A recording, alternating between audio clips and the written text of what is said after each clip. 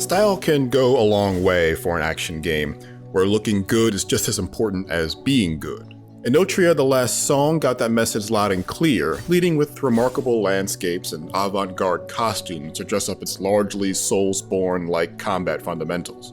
I love some good Souls-like clash and bang as much as the next gamer, but I'd be lying to you if I said I wasn't ready for something new to the genre. Enotria, at least in theory, agrees with me there, and though my hands-on time was a great introduction to some bold new attempts to bring true combat classes and flashy special abilities to the very familiar system, it's still a bit too early to know just how show-stopping they are.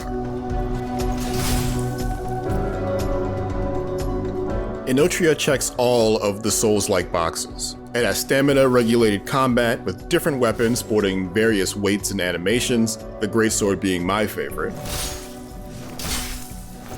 It has dangerous enemies of various shapes and sizes, including jerky mini-bosses and a truly mean boss.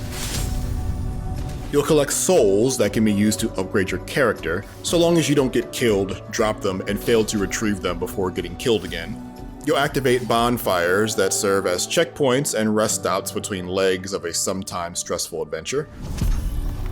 If you played any of these in the past decade or so, you'll know that these are as basic to the subgenre as boost pads are to kart racers. So what does it do differently?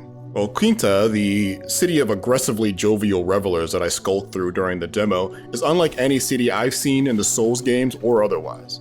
Bright and colorful tapestries and foliage drape down the walls of rustic Tuscan townhomes and match the vibrant costumes of the city's denizens. The sun shines, adding a sparkle to the surrounding sea.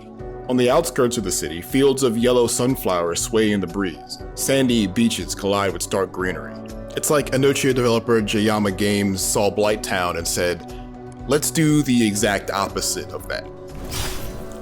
Mixed with the story with heavy theater themes, it seems everyone is trapped in a reality-wide stasis where everyone believes they're playing roles in some massive stage production, and there's a lot to chew on aesthetically. Master of comedy, improv performer, and traveling bard. The zone I played through was full of roads less taken to wander down, but it was hard to determine how rewarding wandering into these nooks and crannies really is, since most of them featured enemies whose souls I couldn't spend on anything or items I couldn't use in the scope of this playtest. Rarely were there surprises waiting for me that were interesting in and of themselves. That said, there are more than a few instances where a glyph, seen hovering over the ground or floating in the air, could be activated by touch or Kirk Franklin-style stomp to temporarily create new paths.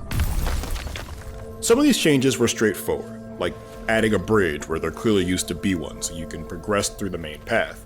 But some were more encouraging from an exploration sense, as they could add paths to formerly unreachable caves or completely rearrange a building I was in. Though combat is largely familiar, there are aspects of it that are unique to Enotria. Firstly, masks give the player different sets of traits that require you to switch up your playstyle in order to get the most out of their strengths. For example, the Mask of Change was heavy attack focus, giving you bonus damage when you connected with them, and other more tricky perks like increasing the stamina cost to dodge, but making your next attack right after a dodge stronger. The other available mask, the Piercing Wit Mask, centered heavily around using your special attacks, called Mask Lines, and gaining bonus effects afterwards. I really liked that these differences felt so stark. It really reinforced a sort of class system that most Souls-likes barely commit to. Though without a dedicated blocking option, or any reliable ranged options to speak of, Mask can really only do so much to spice up what is ultimately an aggressive, parry-heavy melee action game, the likes of Lies of P or Taimishi. Mask lines are an interesting touch as well. These appear like customizable special moves, but it's unclear if they're locked to certain masks, or if you can pick and choose any of the abilities you want no matter what the loadout. The most handy was the Dart Overachi, which materializes a crossbow to snipe enemies.